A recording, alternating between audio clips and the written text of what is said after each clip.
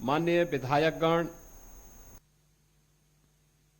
लोकतंत्र सेनानीगण, श्री भारत दीक्षित जी, श्री गया प्रसाद सोनकर जी, श्री राम सिंह कुशवाहा जी, श्री विद्याराम वर्मा जी, श्री अजय सिंह जी, ओम प्रकाश गुप्ता जी, भारतीय जनता पार्टी महानगर के अध्यक्ष आनंद द्विवेदी जी, जिला अध्यक्ष विजय मौर्य जी, आज के इस संविधान हत्या दिवस के इस समारोह में उपस्थित लोकतंत्र सेनानियों के सम्मान के लिए आयोजित समारोह में सभी हमारे सम्मानित लोकतंत्र सेनानीगण, उपस्थित महानुभाव, बहनों और भाइयों, आज पूरा देश 25 जून 1975 के उस काले अध्याय को स्मरण कर रहा है जिसमें अपनी निहित राजनीतिक अभिलिप्सा के लिए कांग्रेस ने इस देश के लोकतंत्र का गला घोंटने का काम पाप किया था। बहनों और भाइयों, श्रीमती इंदिरा गांधी सत्ता में बनी रहे, उसकी सत्ता छोड़ने बनी रहे,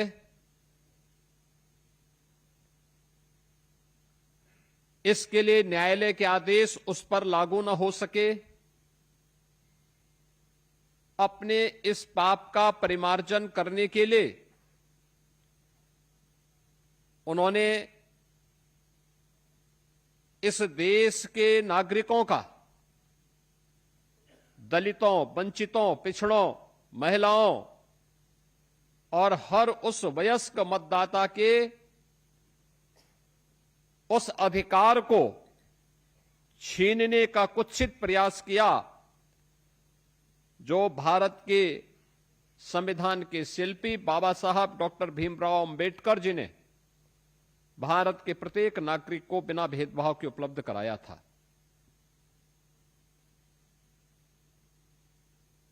यानी कांग्रेस का ये पाप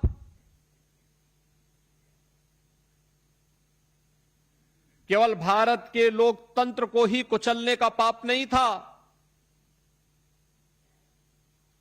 ये बाबा साहब भीमराव अंबेडकर के सपनों पर सीधे सीधे प्रहार था।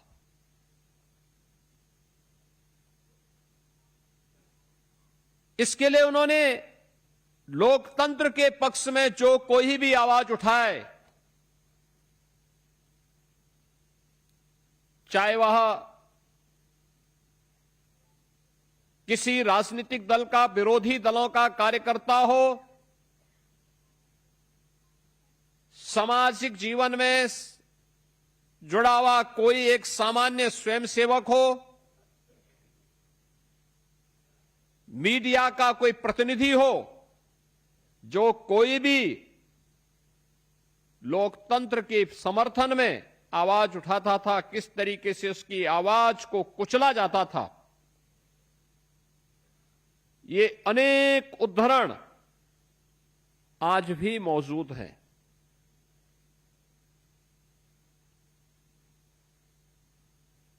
स्वाभाविक रूप से बात सामने आती है, ऐसी क्या आवश्यकता थी जो कांग्रेस को 25 जून 1975 को देश के अंदर आपातकाल थोपना पड़ा था। हम जब निष्कर्ष पर पहुंचते तो एक ही निष्कर्ष सामने आता है, केवल अपनी सत्ता को छूने बनाए रखने के लिए कांग्रेस ने यह पाप किया था और अपने पाप को छुपाने के लिए कांग्रेस ने उस समय के नौजवानों की आवाज को, राजनीतिक दलों के कार्यकर्ताओं की आवाज को, विभिन्न सामाजिक और सांस्कृतिक संगठनों की आवाज को दबाने की भी कुत्सित चेष्टा की थी। बहनों और भाइयों, संविधान का प्रियम्बल संविधान की आत्मा कही जाती है। जब देश के अंदर लोकतंत्र सस्पेंड किया गया था, न्यायपालिका के अधिकार को सीमित कर दिया गया था, मीडिया को प्रतिबंधित कर दिया गया था, तब रात के अंधेरे में भारत के संविधान के प्रियम्बल को भी बदल दिया गया। आप ये कृत्य देखिए, ये वह कांग्रेस कर रही है जिस कांग्रेस के युवराज आज संविधान की प्रति लेकर के देश भर में जनता की आंखों में धूल झोंकने का काम करते हैं। आपने देखा होगा इनके दोहरे आचरण को। इनका यह दोहरा आचरण जो संविधान की प्रति लेकर के लोग घूमते हैं,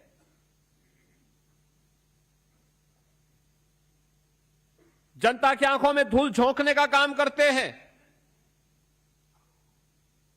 लेकिन जब इनको मौका मिला था तब इन्होंने क्या कृत्य किया था, इनके पूर्वजों ने क्या कृत्य किया था,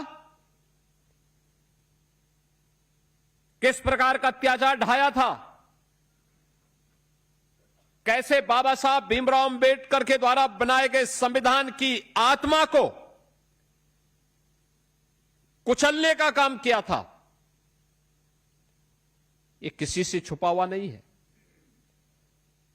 और इसलिए इन दोहरे चरित्र के लोगों की वास्तविकता जनता जनार्दन के सामने आ सके, आने वाली पीढ़ी के सामने आ सके, इसके लिए प्रधानमंत्री मोदी जी ने देशवासियों को बारंबार इस बात का एहसास कराने के लिए कि जिनकी लोकतंत्र पे कभी निष्ठा नहीं थी, जिन्होंने अपने स्वार्थ के लिए देश के लोकतंत्र को तोड़ा मरोड़ा, दुरुपयोग किया, संविधान में संशोधन केवल अपने स्वार्थ के लिए किया, उसमें लोक हित नहीं था, समाज हित नहीं था, राष्ट्र हित नहीं था, उसको करते हुए बाबा साहब की आत्मा को भी अपमानित करने का जो कांग्रेस पाप कर रही थी, बार बार पाप कर रही थी, वह वर्तमान पीढ़ी को प्राप्त होना चाहिए, जानकारी होती रहनी चाहिए। बहनों और भाइयों, अतीत की गलतियों का परिमार्जन और उससे सबक वर्तमान पीढ़ी सीख सके, यह अत्यंत महत्वपूर्ण है। और इस दिशा से आज का दिन 25 जून की तिथि को संविधान हत्या दिवस के रूप में पूरे देश के अंदर आयोजित करके वर्तमान पीढ़ी को भी इस बात का अवगत कराने का कार्य हो रहा है। आज संविधान की आत्मा को कुचलने हुए 5 दशक से अधिक समय हो चुका है। स्वाभाविक रूप से जिनकी उम्र 50-55 साल तक होगी, उनको उस समय की घटना का बहुत स्मरण नहीं होगा। उससे कम जिनकी उम्र है उनको भी कुछ भी पता नहीं। आने वाली पीढ़ियां भूल न जाएं, ये बताने की आवश्यकता है। जो लोग संविधान की प्रतियां लेकर के घूम घूम करके जनता की आंखों में धूल झोंक रहे हैं, इनके दोहरे चरित्र को जनता के सामने उजागर किए जाने की आवश्यकता है। एक पक्ष इसका और दूसरा पक्ष वह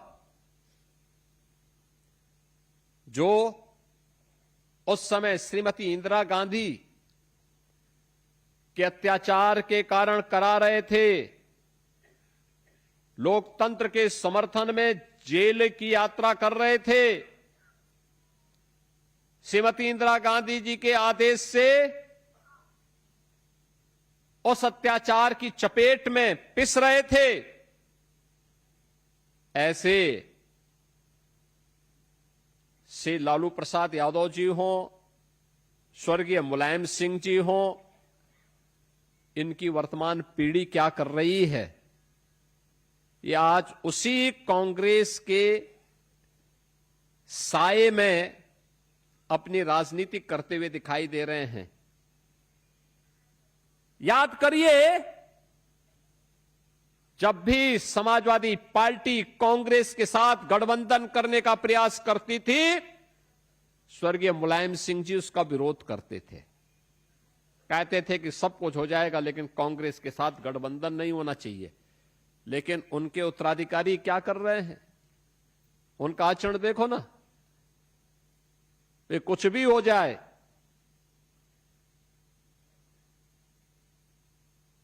वह कांग्रेस के डूबते हुए जहाज पर सवारी होकर के मुलायम सिंह की विरासत को भी डुबोने के लिए उतारू हैं। क्योंकि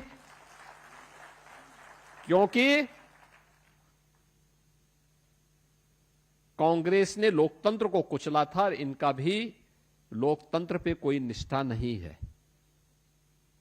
याद करिए ना, इनकी भी जब सत्ता थी तो उन्होंने लोकतंत्र को कुचलने के लिए कोई कोर कसर नहीं छोड़ा था।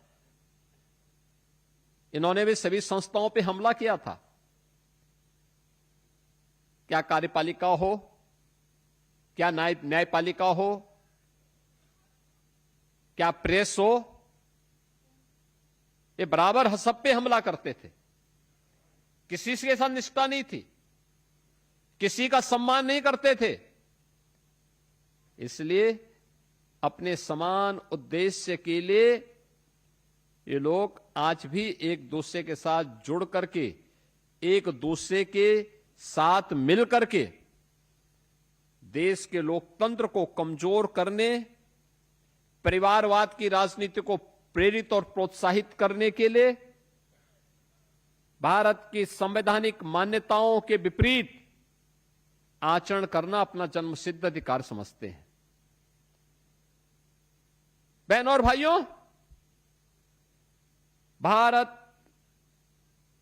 आज दुनिया के अंदर सबसे बड़ा लोकतंत्र है, तो इसलिए क्योंकि भारत के स्वाधीनता संग्राम सेनानियों ने, भारत के क्रांतिकारियों ने देश की आजादी के समय उन मूल्यों और उन आदर्शों के लिए अपने आप को समर्पित किया था। और इसलिए व्यवहारिक रूप से जो भारत के हित में है, उसको उन्होंने प्रभावी ढंग से संविधान में बाबा साहब डॉक्टर भीमराव अंबेडकर जी के नेतृत्व में रेखांकित करवाने का काम किया था। याद करिए, जब G20 की बैठक भारत में आयोजित हो रही थी, अलग अलग राज्यों में आयोजन हो रहे थे, तब प्रधानमंत्री मोदी जी ने दुनिया के सामने कहा था कि भारत दुनिया का सबसे बड़ा लोकतंत्र ही नहीं, बल्कि यह दुनिया का सबसे प्राचीन लोकतंत्र भी है, और अगर कह सकें तो भारत लोकतंत्र की जननी भी है, लोकतंत्र की जननी भी है। जब दुनिया लोकतंत्र के बारे में नहीं जानती थी, तब भारत के अंदर तमाम गांवों में तमाम ऐसे क्षेत्र थे जहां पर लोकतांत्रिक मूल्य और उसके अनुरूप व्यवस्था का संचालन होता था, स्वतःस्फूर्त भाव के साथ होता हुआ दिखाई देता था। बहुत सारे ऐसे उदाहरण मिलते हैं जिनका हजारों वर्षों का इतिहास है, जिसमें इस बात के उल्लेख मिलते हैं कि लोकतंत्र भारत के जीन्स का हिस्सा है। लोकतंत्र की शासन पद्धति भारत के अंदर ही पनपी, फली फूली, दुनिया के अंदर गई, और आज भारत फिर से दुनिया के सबसे बड़े लोकतंत्र के रूप में शानदार यात्रा को लेकर के चल रहा है। ये लोकतंत्र, यह दुनिया के सबसे बड़े लोकतंत्र में ही संभव हो सकता है जहां पर कार्यपालिका हो, न्यायपालिका हो या विधायिका, या मीडिया, ये सभी स्तंभ एक दूसरे का तो सम्मान करते हैं ही, लेकिन अंततः जनता को जनार्दन मान करके उनके प्रति जवाबदेह होते हैं, उनके प्रति जवाबदेह होते हैं। समाज के अंतिम पायदान के नागरिक के लिए, अंतिम पायदान पर बैठे हुए व्यक्ति के लिए शासन की योजना का बनना ये लोकतंत्र की सशक्तिकरण का आधार है। जब प्रधानमंत्री मोदी जी सदी की सबसे बड़ी महामारी के दौरान, जिस महामारी ने पूरी दुनिया को पस्त कर दिया था, जिसके सामने बड़े बड़ी शक्तियां धराशायी हो गई थी, उस कोविड के दौरान, कोविड महामारी की चिंता के बगैर जब देश के अंदर आम जन की सुविधा को ध्यान में रखने के लिए चलते हैं, पूरे देश को प्रतिनिधित्व करते हुए वैक्सीन निर्माण के कार्यों का निरीक्षण करते हैं, हर व्यक्ति के लिए फ्री टेस्ट, फ्री उपचार, फ्री वैक्सीन और फ्री में राशन की सुविधा की घोषणा करते हैं और उसको प्रभावी ढंग से लागू करवाते हैं, तो ये लोकतंत्र की ताकत का ही एहसास मोदी जी करवाते हैं कि हमारी जवाबदेही अंततः जनता जनार्दन के प्रति है। हमने नैतिक रूप से, अंतःकरण से अंतिम पायदान पर बैठे हुए व्यक्ति के प्रति अपने लोकतांत्रिक मूल्यों और आदर्शों की जवाबदेही सुनिश्चित की है और इसीलिए शासन की योजनाएं बनती हैं। सबका साथ और सबका विकास का ये भाव उसी लोकतंत्र को पुष्ट करता है, जिसके तहत बिना जाति, बिना मत, बिना मजहब, बिना क्षेत्र, बिना भाषा देखे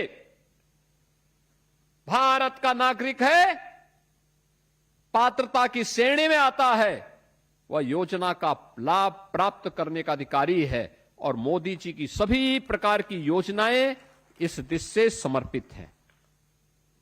4 करोड़ गरीबों को मकान की सुविधा उपलब्ध हो जाना, 12 करोड़ गरीबों के घर में शौचालय बन जाना, 10 करोड़ गरीबों के घर में रसोई गैस का कनेक्शन पहुंच जाना,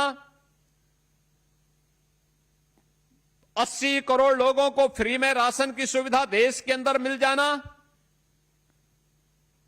50 करोड़ लोगों को देश के अंदर 5 लाख रुपए की आयुष्मान भारत की सुविधा का लाभ प्राप्त हो जाना, ये सभी भारत के पुष्ट लोकतंत्र को ही प्रदर्शित करता है, जिसमें सत्ता अंततः लोकतंत्र के प्रति जवाबदेह होती है, जब वह जनता जनार्दन के अंतिम पायदान पर बैठे हुए व्यक्ति की चिंता करती है। एक तरफ मोदी जी के नेतृत्व में लोकतंत्र को मजबूती प्रदान करने का वह अभियान, जिसमें जनता ही सब कुछ है। लोकतंत्र का मतलब भी यही है, जनता का शासन, जनता के द्वारा जनता के लिए। योजना का लाभ, उसका अंतिम, उनका निष्कर्ष क्या है, वो अंतिम पायदान पर बैठे हुए जनता जनार्दन के व्यक्ति को इस योजना के साथ जोड़ना। परिणाम 25 करोड़ लोग गरीबी रेखा से मुक्त होकर के एक नए मध्यम वर्ग के रूप में उभर करके अपनी आकांक्षाओं की पूर्ति करते हुए दिखाई देते हैं और देश के विकास में अपना योगदान देते हुए दिखाई देते हैं। ये जो अभियान है, ये उसी अभियान का हिस्सा है। एक तरफ मोदी जी के नेतृत्व में पुष्ट हो रहा लोकतंत्र और दूसरी तरफ जब सत्ता मिली थी तो अपने स्वार्थ के लिए लोकतंत्र का गला घोंटने वाली कांग्रेस के उस चाबुक को अभी भी सपा और कांग्रेस, उनके सहयोगी आरजेडी जैसे दल लगता है भूले नहीं है। यही कारण है अभी भी उनके मन में वही भाव है और यही कारण है कि लोकतंत्र को कमजोर करने के लिए इनके द्वारा सत्ता में रहते हुए भी और आज भी लगातार उस प्रकार की शरारतें की जाती हैं जो जब इन्होंने सत्ता में रहते हुए की थी। बहनों और भाइयों, हम सबको इसके प्रति सजग रहना चाहिए। आज मुझे इन लोकतंत्र सेनानियों का सम्मान करते हुए यहां पर गौरव की अनुभूति हुई। उनकी अपनी पीड़ा है। उस समय के अत्याचार को उन्होंने अपने आंखों के सामने लोकतंत्र को बचाने के लिए, सरकार के मनमानेपन पर लगाम लगाने के लिए जेल की यातना सही। और इसीलिए प्रदेश में जब लोकतांत्रिक मूल्यों के प्रति समर्पित सरकार आई तो सरकार ने भी उन लोकतंत्र सेनानियों के सम्मान के लिए अपने कार्यक्रम को आगे बढ़ाया। आज मुझे बताते हुए प्रसन्नता है कि प्रदेश के अंदर हमारे 3,780 लोकतंत्र सेनानी, 1,461 उनके आश्रित हैं। आश्रित में लोकतंत्र सेनानी की पत्नी या उन पर आश्रित कोई एक व्यक्ति, इनको हम लोगों ने उसके साथ जोड़ा है। हम लोगों ने लोकतंत्र सेनानी कि अगर दुर्भाग्य से मृत्यु होती है या उम्र के कारण, किसी बीमारी के कारण या किसी अन्य आपदा की चपेट में आता है और उनके उत्तराधिकारी यथास्थिति पति पत्नी को वर्तमान में हम लोगों ने व्यवस्था दी है और 2018 से हम लोगों ने उनकी प्रतिमाह सम्मान राशि 20,000 रुपये प्रदेश के अंदर की है। 20,000 रुपये हम उन लोकतंत्र सेनानियों को उपलब्ध करवाते हैं। इसके साथ ही लोकतंत्र सेनानी या उनके उत्तराधिकारी यथा पति अथवा पत्नी में से जो भी हों, एक सहायक के साथ पूरे प्रदेश में उत्तर प्रदेश राज्य परिवहन निगम की सभी श्रेणी की बसों में निःशुल्क यात्रा की सुविधा भी उन्हें प्रदान की गई है। लोकतंत्र सेनानियों को राजकीय चिकित्सालयों में निःशुल्क चिकित्सा सुविधा उपलब्ध करवाई जा रही है। और मैं इसको कहता हूं कि लोकतंत्र सेनानियों को अब हम कैशलेस 5 लाख रुपए की प्रतिवर्ष स्वास्थ्य की सुविधा उपलब्ध करवाने की कार्रवाई के साथ भी जोड़ने जा रहे हैं। बहुत शीघ्र इसके कार्यक्रम को आयोजित करके इस अभियान को हम मजबूती के साथ आगे बढ़ाएंगे। लोकतंत्र सेनानी की मृत्यु होने पर अंतिम संस्कार भी राजकीय सम्मान के साथ किए जाने का सरकार के द्वारा एक व्यवस्था बनाई जा रही है, जिससे लोकतंत्र के प्रति आने वाली पीढ़ी हमेशा इस बात को ध्यान में रखेगी कि जो भी देश के लिए करेगा, लोकतंत्र के हित के लिए कार्य करेगा, सरकारें एक निश्चित प्रोटोकॉल को उसके तहत निभाने का कार्य करेगी, उन्हें सम्मानित करेगी। मुझे आज आप सभी लोकतंत्र सेनानियों का प्रदेश भर में फैले हुए ये सभी लोकतंत्र सेनानी और उनके आश्रितों का सम्मान करते हुए गौरव की अनुभूति हो रही है। आपके संघर्ष से, आपके श्रम से, आपकी मेहनत से लोकतंत्र की पुनर्बहाली हुई और आज हम एक सुखद अनुभूति में एक सामान्य नागरिक, एक दबे कुचले वंचित अति पिछड़े महिलाओं, इन सब की आवाज डबल इंजन की सरकार बन पा रही है। ये इसी कारण संभव हो पाया है और इसलिए आज के इस अवसर पर मैं आप सबके स्वस्थ और दीर्घ जीवन की कामना करता हूं और आपको आश्वस्त करता हूं, ये डबल इंजन सरकार आपके साथ खड़ी है, पूरी मजबूती के साथ आपके हितों का संवर्धन करेगी, आपका सम्मान करेगी, जिससे आपकी उपस्थिति लोकतंत्र को जीवंतता प्रदान करती रहे।